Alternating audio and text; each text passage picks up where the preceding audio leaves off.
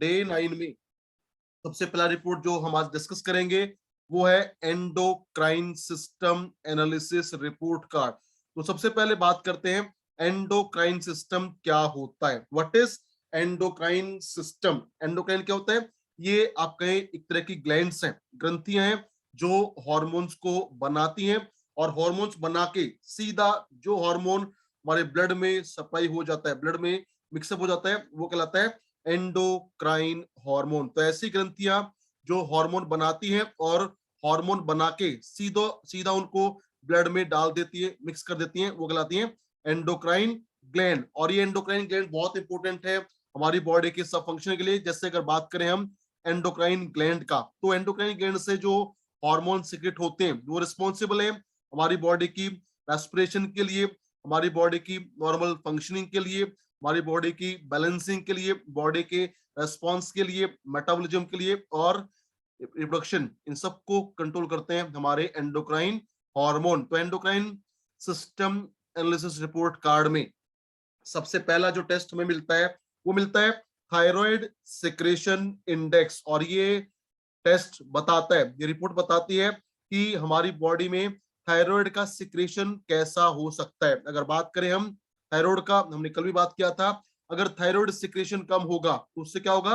T3 T4 hormone कम बनेंगे, और T3 T4 hormone कम बनेंगे तो उसको बोलते हैं हाइपोथायरॉयडिज्म। उसके उल्टा अगर थायराइड सिक्रेशन ज्यादा होगा तो T3 T4 ज्यादा बनेंगे और उससे होगा हाइपरथायरॉयडिज्म। तो अगर हम समझें बेहतर तरीके से हाइपोथायरॉयडिज्म क्या होता है और क्या होता है हाइपरथायरॉयडिज्म, तो देखिए आपके सामने एक चार्ट आने वाला है जो बताता है कि डिफरेंस क्या है। What is the difference between hypothyroidism and hyperthyroidism? तो अगर बात करें हम, जब T3 T4 हार्मोन का सिक्रेशन कम होगा तो उसको बोलते हैं हाइपोथायरॉयडिज्म। और उसमें क्या होता है?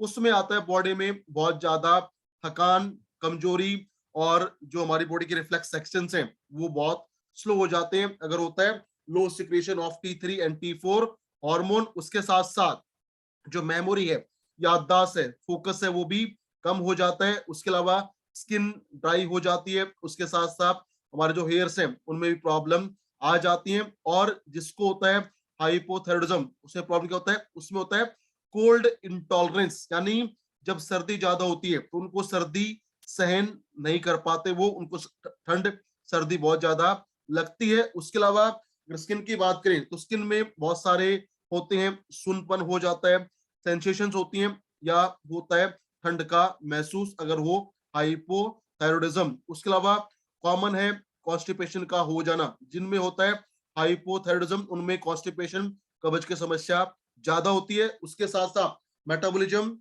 डाउन हो जाता है, और जब होता है मेटाबॉलिज्म डाउन तो उससे क्या होता है?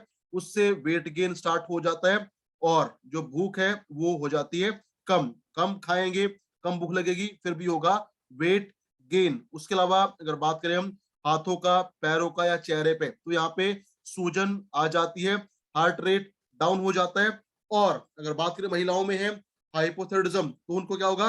हैवी पीरियड्स, यानी जो ब्लीडिंग है वो ज्यादा हो सकती है। तो अगर T3 T4 हार्मोन का सिक्रेशन कम होगा तो ये सब प्रॉब्लम हो सकती है। अगर T3 T4 का जो सिक्रेशन है वो ज्यादा हो जाए तो उसको बोलते हैं हाइपरथायरॉयडिज्म। और जब किसी को होता है हाइपरथायरॉयडिज्म तो उसके सिम्टम क्या है?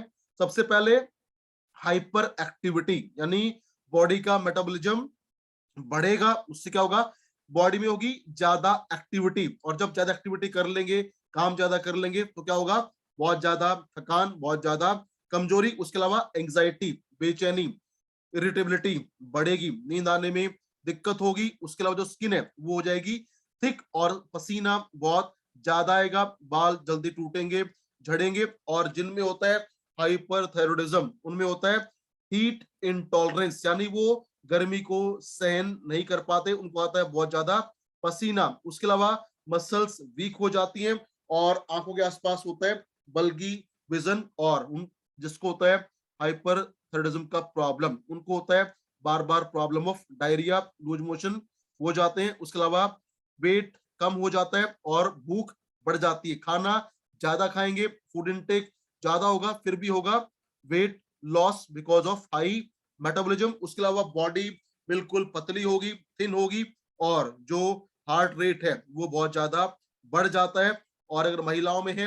हाइपरथायराइडिज्म, तो उससे क्या होता है, उससे पीरियड्स में आती है इरेगुलरिटीज। सो अगर T3 T4 हार्मोन कम होगा या ज्यादा होगा तो ये दोनों प्रॉब्लम फेस करना पड़ सकता है। तो अगर लेवल नॉर्मल होगा, दैट मीन्स कि जो हेल्थ है, जो बॉडी का मेटाबॉलिज्म है, बॉडी का वेट है, हार्ट रेट है, वो रहेगा नॉर्मल। अगर अप एंड डाउन होगा तो हो सकता है हाइपो या हाइपर थायरोडिज्म। सेकंड यहाँ पे जो टेस्ट आता है वो आता है पैराथायरॉयड हार्मोन सिक्रेशन इंडेक्स। और अगर हम बात करें पैराथायरॉयड हार्मोन का, तो ये एक ऐसा हार्मोन होता है which is responsible for maintaining the calcium level in the blood. खून के अंदर कैल्शियम की मात्रा को मेंटेन करने का काम करता है पैराथायरॉयड हार्मोन। और हमारे ब्लड में कैल्शियम का होना बहुत इंपॉर्टेंट है। अगर हमारे ब्लड में होगा लो अमाउंट ऑफ कैल्शियम, तो उससे क्या होगा, हमारे जो ब्लड का फ्लो है वो प्रभावित होगा, heart rate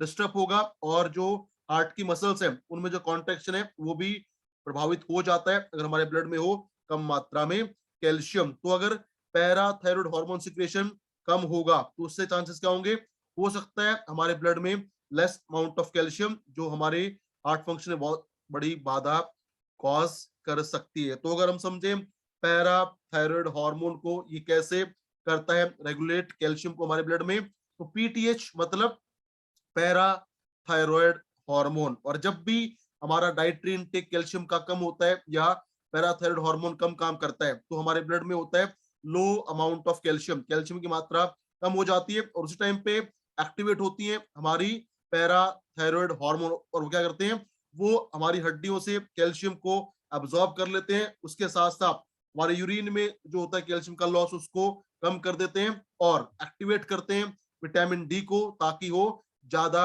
absorption of calcium. तो अगर बात करें पैराथायरॉयड हार्मोन का लेवल अगर कम होगा तो उससे क्या होगा, हमारे ब्लड में कैल्शियम की मात्रा कम रहेगी, और जब ब्लड में कैल्शियम कम होगा तो हमारा हार्ट फंक्शनिंग डिस्टर्ब हो सकता है, हमारा न्यूरो सिस्टम प्रभावित हो सकता है। और अगर हो हाई पैराथायरॉयड सिक्रेशन तो उससे भी प्रॉब्लम हो जाती है। उससे क्या होगा, हार्ट रेट बढ़ेगा, हार्ट को ज्यादा काम करना पड़ेगा, और हो सकता है हार्ट में या मसल्स में प्रॉब्लम।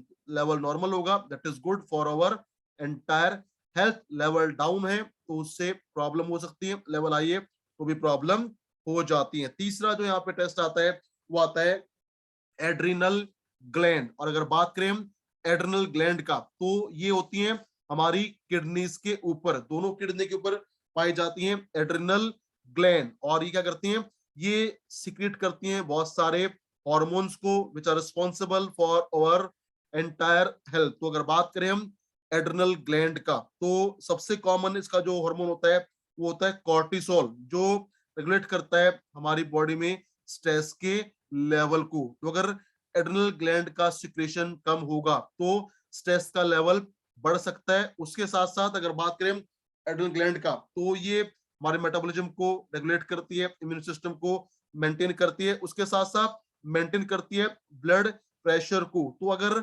एड्रिनल ग्लैंड का सिक्रेशन कम होगा तो उससे स्ट्रेस लेवल बढ़ सकता है, इम्यूनिटी कमजोर हो सकती है, बीपी में प्रॉब्लम आ सकती है, और मेटाबॉलिज्म भी डिस्टर्ब हो सकता है अगर हो लो amount of adrenal gland secretion. लेकिन अगर एड्रिनल सिक्रेशन बहुत ज्यादा हो जाता है तो ये भी है एक प्रॉब्लमेटिक साइन, क्योंकि जब एड्रिनल सिक्रेशन ज्यादा होगा तो ज्यादा बनेगा कोर्टिसोल, और जब वो ज्यादा बनेगा तो उससे हो सकता है प्रॉब्लम ऑफ ओवरवेट, वजन बढ़ सकता है। उसके साथ साथ जो इम्यूनिटी का बैलेंसिंग है उसमें डिस्टरबेंस आ सकता है, और स्ट्रेस तो रेगुलेट हो जाएगा, लेकिन अगर लेवल ऑफ कोर्टिसोल ज्यादा होगा तो उससे हमें लगातार सर में दर्द हो सकता है। तो अगर बात करें हम एड्रिनल ग्लैंड इंडेक्स का, तो अगर ये नॉर्मल है that is good for our health, अगर कम है तो प्रॉब्लम, स्ट्रेस लेवल बढ़ेगा, इम्यून सिस्टम कमजोर होगा, मेटाबॉलिज्म वीक होगा, और अगर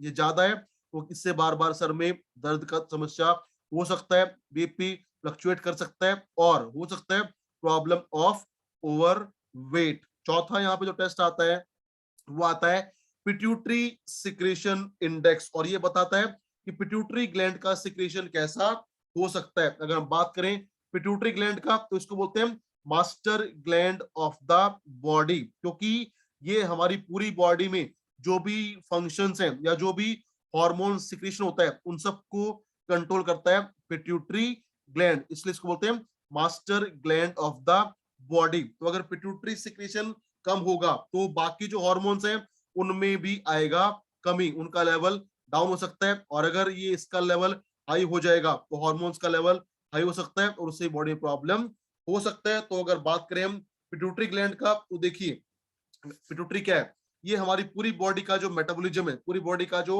rate of secretion of hormone उसको मेंटेन करने में हेल्प करता है। जैसे ये मेंटेन करता है secretion of thyroid gland, activities of adrenal gland, उसके अलावा फीमेल्स की बात करें तो मेमोरी ग्लैंड, उसके अलावा किडनीज के अंदर वाटर को बाहर निकालने के लिए बनाता है ये हार्मोन, और हेल्प करता है in making muscle contraction hormone for uterus. उसके साथ साथ अगर महिलाओं की बात करें या बात करें पुरुषों का, तो महिलाओं में ये ओवरीज को डेवलप करने में हेल्प करते हैं और पुरुषों में हेल्प करते हैं in the development of testis. तो अगर पिट्यूटरी सिक्रेशन इंडेक्स कम होगा तो बॉडी का जो रेट है मेटाबॉलिज्म है वो डिस्टर्ब होगा, उसके साथ साथ हो सकता है problem in secretion of thyroid hormone, adrenal hormone, prolactin hormone, kidneys hormone, और जो कॉन्ट्रैक्शन होता है ओवरीज का उसमें प्रॉब्लम आ सकता है, और प्रॉब्लम आ सकता है in the secretion of testosterone and estrogen and progesterone in the female. तो अगर इसका लेवल डाउन है that is a problematic sign. लेकिन अगर इसका सिक्रेशन ज्यादा हो जाता है तो वो भी है हार्मोनल इम्बैलेंस, और उससे प्रॉब्लम बॉडी में हो सकता है। पांचवा जो टेस्ट है वो है पिन्नल सिक्रेशन इंडेक्स, और अगर बात करें हम पिन्नल ग्लैंड का, तो ये होता है हमारे ब्रेन में, हमारा जो दिमाग है, दिमाग के सेंटर में होता है पिन्नल ग्लैंड, और इसका जो काम क्या होता है, पिन्नल ग्लैंड रेगुलेट करता है हमारी बॉडी के इंटरनल क्लॉक को, जिसको बोलते हैं सिरकैडियन रिदम। हमारी बॉडी में होता है एक आंतरिक घड़ी, जिसको बोलते हैं इंटरनल क्लॉक, नाम है सिरकेडियन रिदम, जो एक्शन लेती है हमारी बॉडी में एज पर ओवर एनवायरमेंट, और उसको बोलते हैं डे एंड लाइट साइकिल के रिस्पॉन्स पे काम करता है पिन्नल ग्लैंड। और जैसे ही अगर बात करें हम अंधेरा होता है, शाम को रात को अंधेरा होता है, तो इसका जो एक्टिवेशन है वो बढ़ जाता है, और ये ग्लैंड बनाती है एक हार्मोन, उसका नाम है मेलाटोनिन, और मेलाटोनिन वो हार्मोन है which is responsible for over sleep cycle. हमें जो नींद आती है वो आती है बिकॉज ऑफ मेलाटोनिन हार्मोन। तो अगर पिन्नल सिक्रेशन इंडेक्स कम होगा तो मेलाटोनिन कम बनेगा, और जब वो मेलाटोनिन कम बनेगा तो हमें नींद आने में दिक्कत होगी। उसके साथ साथ हमारी बॉडी का जो इंटरनल क्लॉक है, सर्कैडियन रिदम है, वो भी डिस्टर्ब हो जाएगा, और जब वो डिस्टर्ब होगा तो सुबह जब रोशनी होती है, उजाला होता है, तो मेलाटोनिन बनना कम हो जाता है और ज्यादा बनता है सेराटोनिन, ताकि हम नींद से जाग सकें। तो जब इसका सिक्रेशन कम होगा तो रात को मेलाटोनिन कम बनेगा और सुबह कम बनेगा सेराटोनिन, तो उससे क्या होगा, जागने में भी दिक्कत होगा, और उससे क्या होता है, उससे होता है इरेगुलर, या हमारा जो नींद का पैटर्न है वो खराब हो जाता है।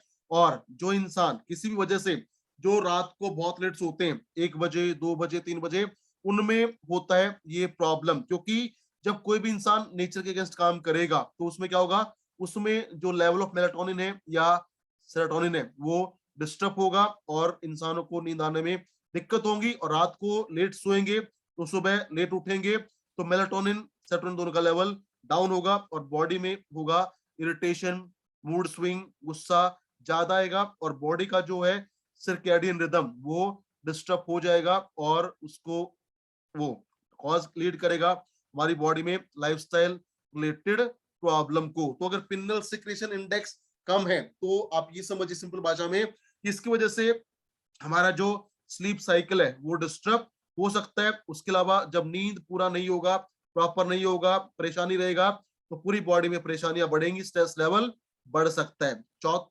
नेक्स्ट यहाँ पे जो टेस्ट है वो है थाइमस ग्लैंड सिक्रेशन इंडेक्स, और अगर हम बात करें थाइमस ग्लैंड का, तो ये है part of our immune system, जो बनाती है टी सेल यानी thymus derived cell which are responsible for our immune system. तो थाइमस ग्लैंड सिक्रेशन अगर कम होगा तो टी सेल्स कम बनेगी, और टी सेल्स कम बनेगी तो होगा कमजोर इम्यून सिस्टम। अगर है बेहतर सिक्रेशन ऑफ थाइमस ग्लैंड तो बनेगी ज्यादा टी सेल्स और मजबूत होगा हमारा इम्यून सिस्टम। और लास्ट में आता है ग्लैंड सिक्रेशन इंडेक्स, जो बताता है कि ओवरऑल हमारी बॉडी में ग्लैंड्स का सिक्रेशन कैसा हो सकता है। अगर ये कम है तो ये इंडिकेट करेगा कि किसी ना किसी ग्लैंड का जो सिक्रेशन है वो कम या ज्यादा हो सकता है। So this is all about endocrine function analysis report card.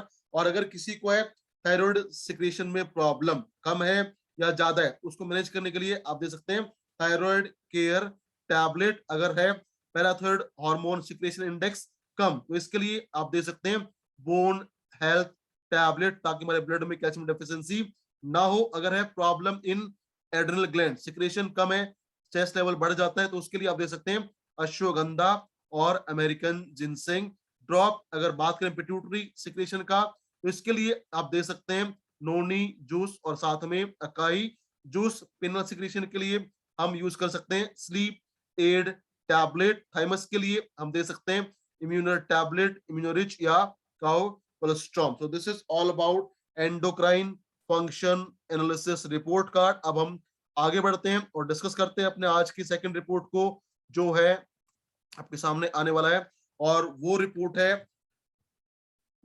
Pulse and heart brain analysis report card. ये रिपोर्ट कार्ड बताएगा कि हमारे जो हार्ट है और ब्रेन है उनका पल्स या उनका जो फंक्शन कैसा हो सकता है। और इसमें सबसे पहला जो रिपोर्ट हमारे सामने आता है, हमारे पास आता है, वो है स्ट्रोक इंडेक्स। और अगर बात करें हम स्ट्रोक इंडेक्स का, तो ये एक बहुत इंपॉर्टेंट पैरामीटर है जो कहीं ना कहीं डिसाइड करता है, रिफ्लेक्ट करता है कि हमारा जो हार्ट हेल्थ है वो कैसा हो सकता है। तो अगर सिंपल भाषा में हम समझे स्ट्रोक इंडेक्स को, तो जिस भी इंसान का स्ट्रोक इंडेक्स ज्यादा होगा, अगर ये ज्यादा आता है, that is good for our heart health. अगर स्ट्रोक इंडेक्स कम है तो उससे हमारे हार्ट को ज्यादा काम करना पड़ेगा। अब ये होता क्या है, जब हमारा हार्ट बीटिंग करता है और बीटिंग करके वो ब्लड को बाहर निकालता है, तो उसकी जो स्पीड है, किस स्पीड से वो हमारी आर्टरीज में चलेगा, उसको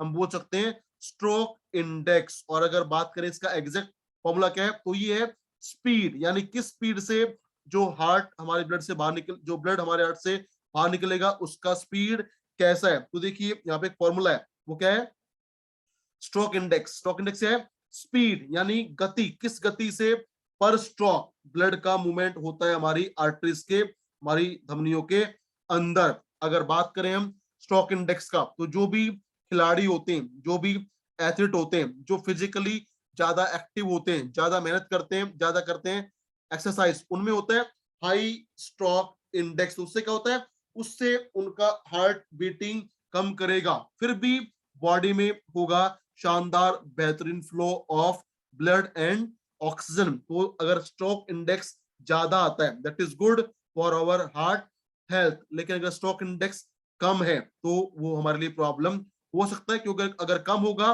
तो हमारे हार्ट को ज्यादा बीटिंग करना पड़ेगा, ज्यादा काम करना पड़ेगा, उससे हार्ट पे प्रेशर आ सकता है। तो स्ट्रोक इंडेक्स ज्यादा है दैट इज गुड, लेकिन अगर कम है तो उससे प्रॉब्लम हो सकता है। सेकेंड रिपोर्ट जो हमें यहाँ पे मिलता है वो है स्ट्रोक वॉल्यूम। और अगर बात करें हम स्ट्रोक वॉल्यूम का, तो ये क्या है, जब हमारा हार्ट का लेफ्ट वेंट्रिकल एक बार करता है कॉन्ट्रेक्शन, जब वो एक बार सिकुड़ता है, तो एक सिकुड़न में कितने ब्लड को बाहर निकाल पाता है, वो कहलाता है स्ट्रोक वॉल्यूम। तो स्ट्रोक वॉल्यूम क्या है, एक बार जब हमारा लेफ्ट वेंट्रिकल कॉन्टेक्ट करता है, सिकुड़ता है, तो कितना ब्लड बाहर निकलता है, वो कहलाता है स्ट्रोक वॉल्यूम। और अगर स्ट्रोक वॉल्यूम की बात करें, स्ट्रोक वॉल्यूम अगर ज्यादा हो जाता है तो उससे क्या होगा, ब्लड का जो फ्लो है, ब्लड फ्लो, बाहर ब्लड ज्यादा निकलेगा हार्ट से, और उससे क्या होगा, उससे बीपी हाई हो सकता है। अगर है किसी का हाई स्ट्रोक वॉल्यूम, अगर ये ज्यादा आता है तो इससे हो सकता है हाई बीपी का प्रॉब्लम। अगर स्ट्रोक वॉल्यूम कम है, डाउन आता है, तो उससे हो सकता है लो बीपी का प्रॉब्लम। लेकिन अगर ये नॉर्मल है, दैट मीन्स कि बीपी हो सकता है normal. So this is all about stroke volume. Next यहाँ पे जो टेस्ट है वो है हार्ट पेरिफेरल रेजिस्टेंस। और अगर बात करें, ये एक बहुत इंपॉर्टेंट टेस्ट होता है हमारी हार्ट की हेल्थ को जानने के लिए। और ये क्या है, हार्ट पेरिफेरल रेजिस्टेंस, यानी ये एक होता है मिनिमम रेजिस्टेंस जो हमारे हार्ट को आउटकम करना पड़ता है ताकि हो सके ब्लड का फ्लो। अगर रेजिस्टेंस ज्यादा होगा तो उससे क्या होगा, ब्लड को फ्लो करने में दिक्कत आएगी और उससे हमारा जो बीपी फ्लक्चुएट हो सकता है। तो अगर बात करें या डिटेल में समझें कि हार्ट पेरिफेरल रेजिस्टेंस क्या होता है, तो देखिए आपके सामने एक छोटा सा चार्ट है, ये बताता है कि हार्ट पेरिफेरल रेजिस्टेंस के मायने क्या है। अगर जो ब्लड का फ्लो है, अगर रेजिस्टेंस ज्यादा होगा तो ब्लड का फ्लो कम होगा, और जब ब्लड का फ्लो कम होगा तो हमारे हार्ट को ज्यादा काम करना पड़ेगा, और हार्ट ज्यादा काम करेगा तो ब्लड प्रेशर बढ़ेगा, बीपी प्रॉब्लम बढ़ेगा। तो अगर किसी का हार्ट पेरिफेरल रेजिस्टेंस ज्यादा है तो बीपी हाई हो सकता है। अगर हार्ट पेरिफेरल रेजिस्टेंस बहुत कम हो जाता है या कम है तो बीपी डाउन हो सकता है, और अगर ये है नॉर्मल तो बीपी रहेगा फिर से नॉर्मल। तो एक बहुत शानदार तरीका है, एक बहुत शानदार टेस्ट है जो बताता है कि बीपी का स्टेट कैसा हो सकता है। अगर है ज्यादा पेरिफेरल रेजिस्टेंस तो बीपी हो सकता है ज्यादा, अगर कम है तो हो सकता है बीपी कम, अगर नॉर्मल है तो बीपी रहेगा normal. So this is all about heart peripheral resistance. उसके बाद जो टेस्ट आता है वो आता है ब्लड वेसल इलास्टिसिटी। और इसमें तीन वर्ड है, ब्लड मतलब खून, वेसल मतलब धमनियां, और इलास्टिसिटी मतलब लचीलापन। यानी जो भी आर्टरीज हैं जो हमारी पूरी बॉडी में ब्लड को लेके जाती हैं उनका लचीलापन कैसा है ये बताता है ये टेस्ट, ये रिपोर्ट कार्ड। और अगर हमारे धमनियों का जो लचीलापन है अगर वो कम हो जाएगा तो उससे क्या होगा, ब्लड को फ्लो करने में दिक्कत होगी, और जब ब्लड को फ्लो करने में दिक्कत होगी तो उससे क्या होगा, होगा फ्लक्चुएशन इन बीपी, और हो सकता है पेन बॉडी में, या कहीं एंजाइना पेन हो सकता है, भारीपन लग सकता है, चेस्ट पेन हो सकता है। अगर है लो इलास्टिसिटी, अगर लचीलापन कम है तो स्ट्रेस, खिंचाव, टेंशन बढ़ेगा और होगा पेन, और होगा कम ब्लड का सप्लाई। अगर है ज्यादा इलास्टिसिटी तो उससे क्या होगा, ब्लड का फ्लो बेहतर रहेगा, लचीलापन अच्छा होगा, तो वहां पे स्ट्रेन या खिंचाव महसूस भी नहीं होगा और पेन का प्रॉब्लम भी नहीं होगा। तो अगर इलास्टिसिटी कम है तो प्रॉब्लम हो सकता है, अगर ये ज्यादा है that is good for our heart health blood flow condition. Next यहाँ पे जो टेस्ट है वो है cerebrovascular blood oxygen saturation. Cerebro मतलब रिलेटेड टू अवर ब्रेन, जो जुड़ा है हमारे ब्रेन से। वस्कुलर मतलब धमनियां, ब्लड, खून, ऑक्सीजन सैचुरेशन मतलब ऑक्सीजन की संतृप्ति। अगर बात करें क्या है, आम भाषा में समझिए क्या है कि जब हमारी आर्टरीज हैं जो दिमाग में खून को लेके जाती हैं उनके अंदर ऑक्सीजन की मात्रा कैसी हो सकती है वो बताता है ये रिपोर्ट कार्ड। और अगर इसको समझें हम साइंटिफिकली तो क्या होता है, हमारे ब्लड में कुछ हीमोग्लोबिन होता है जो कैरी करता है ऑक्सीजन को, कुछ कैरी नहीं कर पाता। तो अगर बात करें हम द रेशियो, अनुपात, किसका अनुपात, जो एच बी कैरी करता है ऑक्सीजन को डिवाइड बाई एच बी जो कैरी नहीं करता ऑक्सीजन को, जो वैल्यू आती है वो कहलाता है cerebro vascular blood oxygen saturation. अगर हमारे ब्लड में जो एच बी है, हीमोग्लोबिन है, वो कैरी करेगा ज्यादा ऑक्सीजन को तो इसका वैल्यू ज्यादा आएगा। तो अगर इसका वैल्यू ज्यादा आता है इस रिपोर्ट कार्ड में तो मतलब हमारे जो ब्लड ब्रेन में ब्लड जाता है उसमें होगा अच्छी मात्रा में ऑक्सीजन, तो उससे हमारा ब्रेन हेल्थ रहेगा शानदार। लेकिन अगर सेरिब्रोवेस्कुलर ब्लड ऑक्सीजन सैचुरेशन कम है तो वो क्या इंडिकेट करेगा, वो इंडिकेट करेगा कि ब्रेन में जो ब्लड जा रहा है उसमें है कम मात्रा में ऑक्सीजन, तो उससे क्या होगा, हो सकता है hypoxia, deficiency of oxygen in our brain. तो उससे क्या होगा, brain cell, brain tissue properly काम नहीं करेंगे, बार बार सर में दर्द होगा, माइग्रेन प्रॉब्लम हो सकता है, और होगा लो कंसंट्रेशन, लो फोकस, लो विजन। तो अगर ये कम है तो प्रॉब्लम हो सकता है, अगर ये ज्यादा है that is good for our brain health. Next यहाँ पे जो टेस्ट है वो है सेरिब्रोवेस्कुलर ब्लड ऑक्सीजन वॉल्यूम, यानी जो भी खून हमारी धमनियों के माध्यम से दिमाग में जा रहा है उसका वॉल्यूम, उसकी मात्रा कैसी है। अगर ब्रेन में होगा ज्यादा ब्लड का सप्लाई, खून ज्यादा जाएगा तो उससे क्या होगा, हमारे ब्रेन में होगा अच्छी मात्रा में ऑक्सीजन और ब्रेन को मिलेंगे अच्छी मात्रा में न्यूट्रिएंट यानी कि पोषक तत्व। तो उससे क्या होगा, ब्रेन के जो टिश्यूज हैं, सेल्स है, उनका हेल्थ अच्छा रहेगा और ब्रेन करेगा शानदार बेहतरीन काम। तो अगर ये फंक्शन रिपोर्ट कार्ड ज्यादा आता है, वैल्यू ज्यादा आता है, that is good for our brain health. अगर ये फंक्शन डाउन है, वैल्यू डाउन है, तो उससे क्या होगा, हमारे ब्रेन का जो फंक्शन उसमें प्रॉब्लम आ सकता है। और लास्ट में जो टेस्ट है वो है सेरिब्रोवेस्कुलर ब्लड ऑक्सीजन प्रेशर, यानी हमारे ब्रेन में जो ब्लड जाता है उसके जाने के टाइम पे ऑक्सीजन का प्रेशर कैसा होता है। अगर ऑक्सीजन प्रेशर कम है तो मतलब हमारा ब्रेन को चाहिए कम मात्रा में ऑक्सीजन, फिर भी करेगा वो शानदार काम। लेकिन जब किसी को होता है प्रॉब्लम ऑफ हाइपोक्सिया, तो उसमें प्रेशर बढ़ जाता है ताकि मिले ज्यादा और जल्दी वहां पे ऑक्सीजन। तो अगर ये प्रेशर ज्यादा है तो ये इंडिकेट करेगा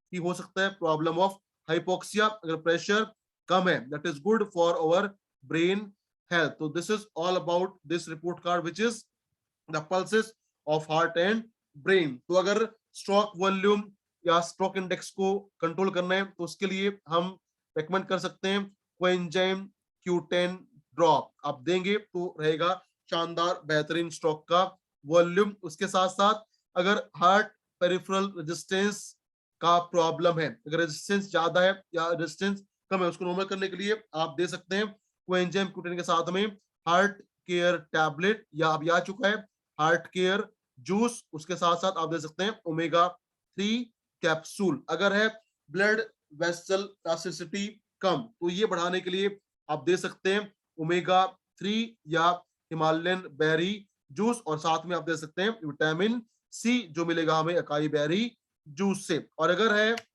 problem in oxygen saturation, oxygen volume या ऑक्सीजन प्रेशर, तो उसके लिए हम दे सकते हैं ओमेगा 3 के साथ साथ हिमालयन बेरी जूस और सिल्वर प्लस। उसके साथ आप ऐड कर सकते हैं कोई भी आयरन टॉनिक सिरप या मल्टीविटामिन जैसे डेली प्लस या अकाई बेरी, ताकि हो better oxygen supply in the brain tissue. So this is all about this report card. अब हम आगे बढ़ते हैं और डिस्कस करते हैं अपने आज के नेक्स्ट रिपोर्ट का, जो रिलेटेड है हमारे हार्ट से ही, और वो है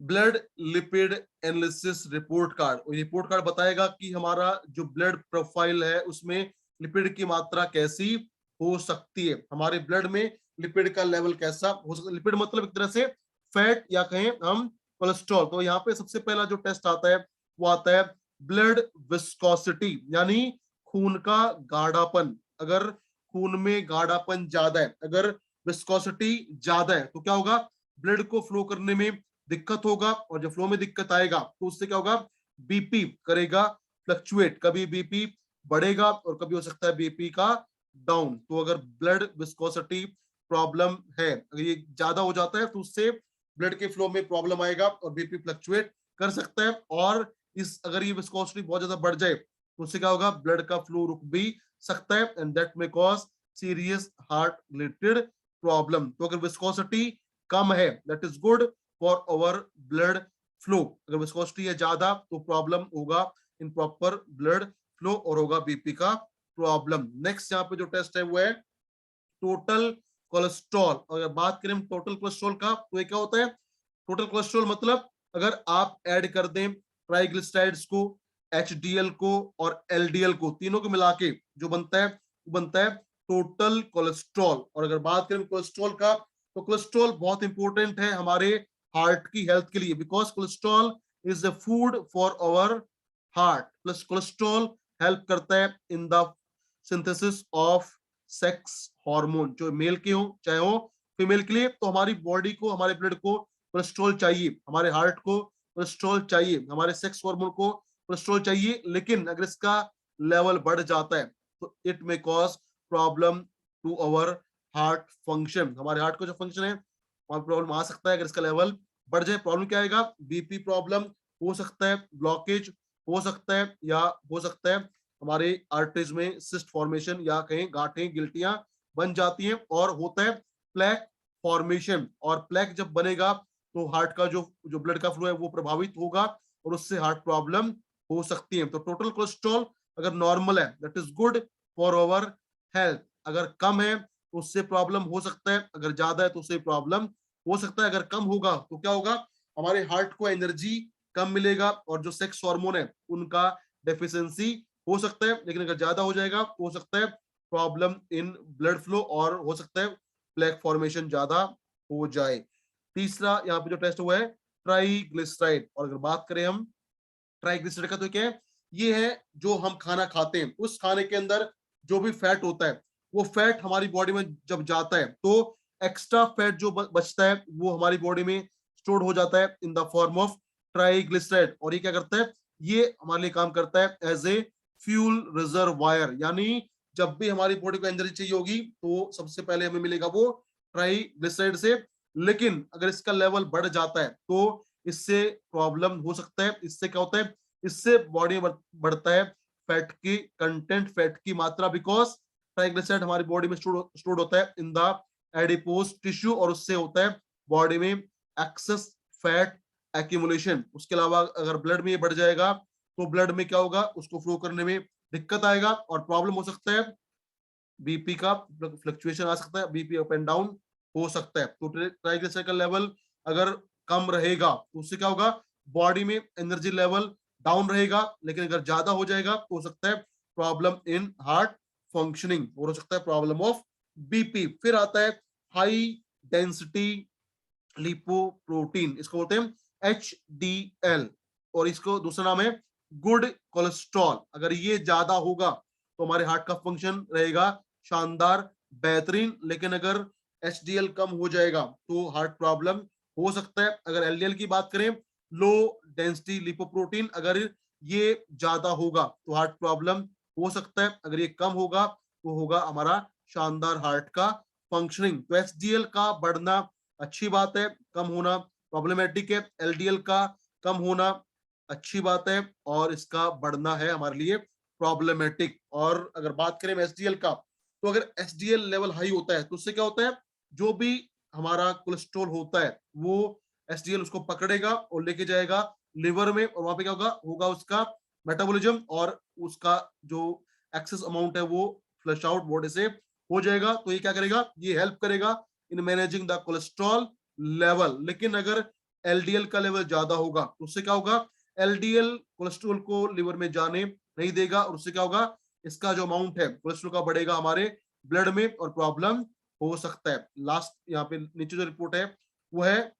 न्यूट्रल फैट। और अगर बात करें न्यूट्रल फैट का, तो ये क्या है, हमने जो खाना खाया उस खाने में जो भी फैट हमने डाइजेस्ट किया उसके बाद जो न्यूट्रल है, न्यूट्रल मतलब एक ऐसा फैट जिसपे कोई भी चार्ज नहीं है, ना वो नेगेटिव है चार्ज ना है पॉजिटिव चार्ज, वो है न्यूट्रल फैट। और वो क्या होता है, वो हमारी बॉडी में स्टोर हो जाता है in the form of adipose tissue, और हेल्प करता है providing insulation to our body. ताकि खासकर बात करें सर्दी का, सर्दियों में हमारी बॉडी को सर्दी से, ठंड से बचाता है न्यूट्रल फैट। लेकिन अगर न्यूट्रल फैट की मात्रा ज्यादा हो जाए तो उससे क्या होगा, उससे होगा बॉडी में फैट का एक्युमुलेशन, ओबेसिटी प्रॉब्लम होगा। और अगर ये लेवल बहुत ज्यादा बढ़ जाता है तो हमारा जो हार्ट फंक्शनिंग वो भी प्रभावित हो सकता है। So this is all about neutral fat. और लास्ट में जो टेस्ट है that is very crucial, very important, और वो है सर्कुलेटिंग इम्यून कॉम्प्लेक्स, इसको बोलते हैं CIC। और यहाँ पे क्या है, इम्यून कॉम्प्लेक्स। और अगर बात करें इम्यून इम्यून सिस्टम का, तो जो कॉम्प्लेक्स होता है वो कब बनता है, जब आपस में मिलते हैं एक एंटीजन और एक एंटीबॉडी, तो बनता है इम्यून कॉम्प्लेक्स। तो एंटीजन की बात करें, एंटीजन क्या है, जो भी हमारी बॉडी में आते हैं भारी पार्टिकल, चाहे वो बैक्टीरिया हो, फंगस हो, या हो वायरस, उनका जो सरफेस होता है उस पे होता है एक स्पेसिफिक प्रोटीन जो कहलाता है antigen, which cause infection in our body. और उस एंटीजन के अगेंस्ट हमारी बॉडी, हमारा इम्यून सिस्टम बनाता है एंटीबॉडीज। तो जब हमारे सर्कुलेटिंग इम्यून सिस्टम में कॉम्प्लेक्स बढ़ेगा, मतलब होगा ज्यादा मात्रा में एंटीजन एंटीबॉडी का कॉम्प्लेक्स, उसका संगठन। तो इंडिकेट करता है कि अगर ये ज्यादा है तो हमारे ब्लड में हो सकता है कोई इन्फेक्शन। उसके अलावा अगर ये ज्यादा है तो इंडिकेट करेगा कि हो सकता है हमारे लिवर में इन्फेक्शन, और वो भी कौन सा, हेपेटाइटिस का इन्फेक्शन हो सकता है अगर इसकी मात्रा ज्यादा है। उसके अलावा अगर है high level of circulating immune complex, तो इससे हो सकता है, इंडिकेशन है कि हो सकता है problem of AIDS, acquired immunodeficiency syndrome. और अगर ये लेवल बहुत ज्यादा बढ़ जाता है तो ये इंडिकेट करता है कि हो सकता है प्रॉब्लम ऑफ कैंसर। तो इसका बढ़ना हमारे लिए एक साइन ऑफ प्रॉब्लम। अगर ये बढ़ा है तो बॉडी में इंफेक्शन है, ब्लड में लिवर में इंफेक्शन हो सकता है, और हो सकता है प्रॉब्लम ऑफ एड्स या कैंसर। लेकिन अगर ये कम है, वैल्यू डाउन है, that is good for our blood health and also for our liver, our entire body health। अगर कम होगा तो इन्फेक्शन बॉडी में नहीं होगा। So this is all about this report card which is blood lipid analysis report card। और अगर इस रिपोर्ट कार्ड में कोई प्रॉब्लम है, अगर खून में गाढ़ापन ज्यादा है, कोलेस्ट्रॉल लेवल हाई है, एलडीएल लेवल हाई है, न्यूट्रल फैट ज्यादा है, तो उसको कम करने के लिए आप दे सकते हैं ओमेगा 3 कैप्सूल। साथ में आप दे सकते हैं कोलेस्ट्रॉल केयर और हार्ट केयर। और प्लस में हार्ट के सपोर्ट के लिए आप ऐड कर सकते हैं कोएंजाइम Q10 ड्रॉप। अगर है सर्कुलेटिंग इम्यून कॉम्प्लेक्स का वैल्यू हाई, तो उसके लिए आप दे सकते हैं इम्यूनर टैबलेट के साथ में कोलेस्ट्रॉल और साथ में सिल्वर प्लस, ताकि इंफेक्शन खत्म हो सके। So this is all about this report card which is our lipid function analysis report card. और अब हम आगे बढ़ते हैं और डिस्कस करते हैं अपनी आज की अगली रिपोर्ट को, जो है अबाउट फैटी एसिड। ये रिपोर्ट कार्ड बहुत सिंपल है, जो बताता है कि हमारी बॉडी में या हमारे ब्लड में जो फैटी एसिड्स है उसकी मात्रा कैसी हो सकती है। तो अगर बात करें हम फैटी एसिड्स का, तो फैटी एसिड का हमारी बॉडी में रोल क्या होता है, why fatty acid are essential for our body. तो अगर बात करें हम इसके फंक्शन का, what is the function of fatty acid in our body, तो देखिए ये है function of fatty acid in our body. Fatty acid हमें देते हैं एनर्जी, ताकि जब भी हमें थकावट महसूस हो तो वहां पे आएगा फैटी एसिड और देगा हमारी बॉडी को एनर्जी। उसके अलावा फैटी एसिड क्या करते हैं, इंसुलेशन, ये प्रोवाइड करते हैं हमारी बॉडी को एक सिक्योरिटी, ताकि बॉडी में चाहे हो गर्मी या हो सर्दी, उससे कोई हमारी बॉडी में स्किन में कोई डैमेज ना हो, हमारी बॉडी को ये डैमेज से बचाते हैं। उसके अलावा फैटी एसिड क्या करते हैं, ये स्टोर करते हैं फैट सोल्युबल विटामिन, जो है vitamin A, vitamin D, vitamin E और विटामिन के को। उसके साथ साथ ये हेल्प करते हैं जो भी हमारी सेल्स हैं उनकी जो आउटर मेम्ब्रेन है उसको बनाने में हेल्प करते हैं फैटी एसिड। उसके अलावा जो हमारा ब्रेन होता है, ब्रेन का जो आउटर कवरिंग होता है वो बनता है with the help of fatty acid. उसके अलावा फैटी एसिड बनाते हैं कोलेस्ट्रॉल। कोलेस्ट्रॉल क्या करता है, कोलेस्ट्रॉल जरूरी है हमारे हॉर्मोन्स के लिए, जैसे एस्ट्रोजन, टेस्टोस्टेरोन और विटामिन डी के लिए जरूरी है कोलेस्ट्रॉल का होना। तो अगर फैटी एसिड का मात्रा बॉडी में कम होगा तो एनर्जी लेवल डाउन होगा, बॉडी का इंसुलेशन वीक होगा, विटामिन ए, डी, ई और के की मात्रा कम हो सकती है, और होगा लो लेवल ऑफ कोलेस्ट्रॉल। उससे क्या होगा, हमारे हार्मोन में आएगा डिस्टर्बेंस, एस्ट्रोजन कम होगा फीमेल में, मेल में टेस्टोस्टेरोन कम होगा, और होगा low level of vitamin D. तो अगर किसी का आप ये जांच करते हैं और आता है कम फैटी एसिड की मात्रा, तो उसको बढ़ाने के लिए आप दे सकते हैं omega 3 capsule, Himalayan berry juice. लेकिन अगर महिला है तो बेस्ट आप रेकमेंड कर सकते हैं उनको फ्लैक्स सीड कैप्सूल, जिनसे मिलेगा उनको शानदार मात्रा में ओमेगा 3, 6 और 9, और होगा बॉडी में better better support of fatty acid, ताकि हमारी जो हेल्थ है वो और शानदार और बेहतर बन सके। और फैटी एसिड क्या करेंगे, कोलेस्ट्रॉल लेवल को मेंटेन करेंगे, बॉडी को देंगे प्रॉपर इंसुलेशन।